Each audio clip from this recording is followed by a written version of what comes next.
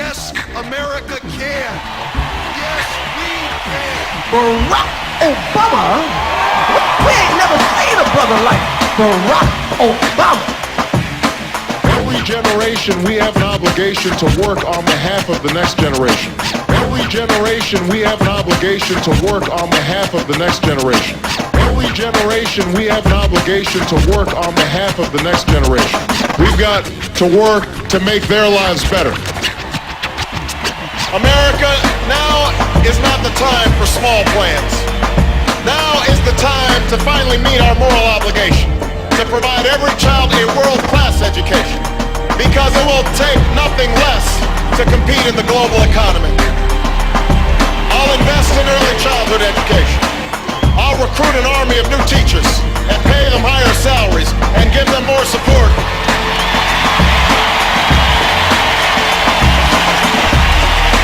And in exchange, I'll ask for higher standards and more accountability. And we will keep our promise to every young American. If you commit to serving your community or our country, we will make sure you can afford a college education. Now is the time to finally keep the promise of affordable, accessible health care for every single American. If you have health care, my plan will lower your premiums. If you don't, you'll be able to get the same kind of coverage that members of Congress give themselves.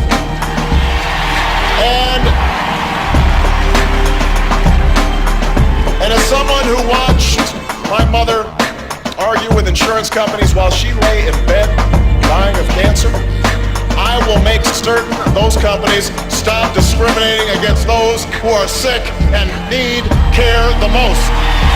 Barack Obama? We ain't never seen a brother like Barack Obama. Every generation, we have an obligation to work on behalf of the next generation. Every generation, we have an obligation to work on behalf of the next generation. Every generation, we have an obligation to work on behalf of the next generation. We've got to work to make their lives better. America, our work will not be easy. The challenges we face require tough choices. We may not agree on abortion, but surely we can agree on reducing the number of unwanted pregnancies in this country.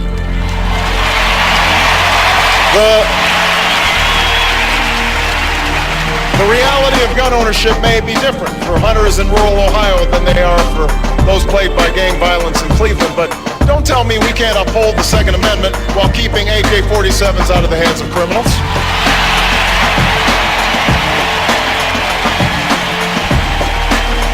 Passions may fly on immigration, but I don't know anyone who benefits when a mother is separated from her infant child, or an employer undercuts American wages by hiring illegal workers.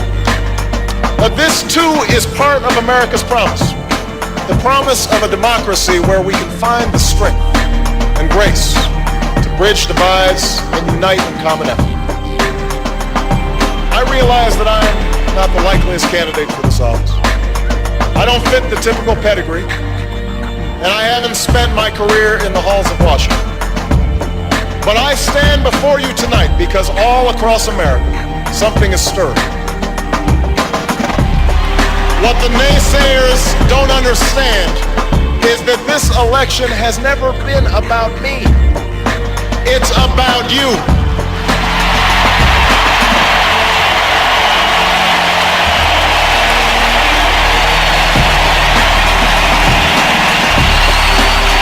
It's about you. You have shown what history teaches us. And at defining moments like this one, the change we need doesn't come from Washington. Change comes to Washington.